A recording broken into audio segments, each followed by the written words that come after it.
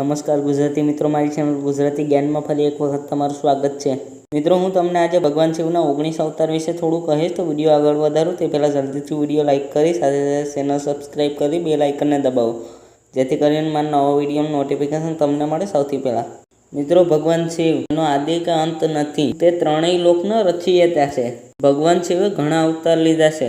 વેદો પુરાણો અનુસાર મહાદેવે 19 અવતાર લીધા છે, જેમાં પહેલો છે વીરભદ્ર। આ અવતાર જ્યારે રાજા દક્ષના યજ્ઞમાં માતા સતીએ દેહત્યાગ કર્યો હતો, ત્યારે ભગવાન શિવે માતાની એક જટા કાઢી પહાડ ઉપર ભટકાવી, જેમાંથી વીરભદ્ર ઉત્પન્ન થયા। બીજો છે પીપલાદ।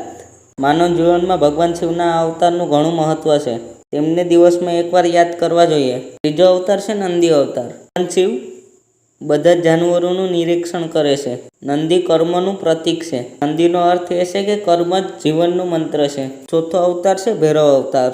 શિવ પુરાણમાં ભૈરવને પરમાત્મા શંકરનો પૂર્ણ રૂપ કહેવામાં આવ્યો છે। પાંચમો અવતાર છે અશ્વત્થામા। મહાભારત અનુસાર ગુરુ દ્રોણાચાર્યનો પુત્ર અશ્વત્થામા ભગવાન શિવનો અંશ છે। શિવ મહાપુરાણ અનુસાર અશ્વત્થામા આજે પણ ગંગા નદીના કિનારે નિવાસ કરે છે। છઠ્ઠો અવતાર છે સરભ અવતાર। આ અવતારમાં ભગવાન શિવનું રૂપ અડધું હરણ, અડધું સરભ પક્ષી અને સિંહ જેવું કહેવામાં આવ્યું છે। આ અવતારે નરસિંહ ભગવાનના ક્રોધને શાંત કર્યો હતો।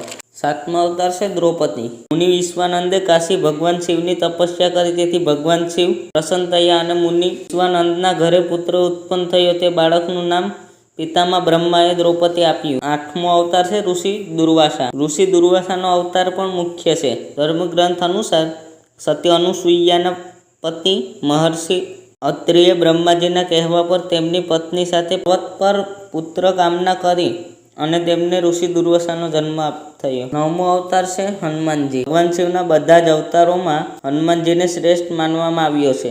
આ અવતારમાં ભગવાને વાંદરાનું રૂપ ધારણ કર્યું હતું।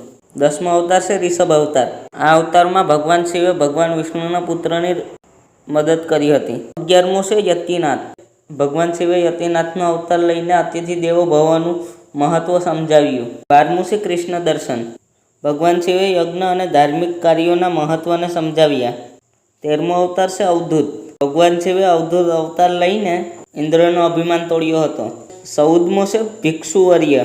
મિત્રો, ભગવાન શિવ દેવોના દેવ મહાદેવ છે। સંસારના જીવન લેવાવાળા દરેક જીવોનું રક્ષણ પણ કરે છે। 15મો છે બાળ ભૈરવ। ભગવાનનો આ અવતાર ભક્તો પ્રત્યે પ્રેમ જતાવે છે। 16મો છે કિરદ અવતાર। અવતારે પાંડુપુત્ર અર્જુનની પરીક્ષા લીધી હતી। 17મો અવતાર છે નટરાજ। હાથમાં ડમરું લઈને નટ બની પાર્વતી સાથે સગાઈ કરવાનું કહે છે। 18મો છે બ્રહ્મચારી અવતાર। દક્ષના યજ્ઞમાં દેહ ત્યાગ બાદ માતા સતીએ હિમાલયની ઘરે જન્મ લીધો, ત્યારે ભગવાન શિવને પામવા માટે ઘોર તપસ્યા કરી અને ત્યારે શિવજીએ બ્રહ્મચારી રૂપ લઈ સતીની પરીક્ષા લીધી હતી। મિત્રો, અંતે 19મા ક્રમે આવે છે યક્ષ। ભગવાન શિવે આ અવતાર દેવોના સારા માટે લીધો હતો। તો બસ મિત્રો, આજના વિડીયોમાં આટલું જ। તો મિત્રો, કેવો લાગ્યો વિડીયો? જો તમને પસંદ આવ્યો હોય તો તમારા મિત્રો સાથે જરૂર શેર કરો અને હા, સાથે ચેનલ સબસ્ક્રાઈબ કરી લો, કારણ કે હું આવા રહસ્યમય વિડીયો આપણી સરળ ગુજરાતી ભાષામાં બનાવતો જ રહું છું। તમારો બહુમૂલ્ય સમય આપવા બદલ ખૂબ ખૂબ આભાર।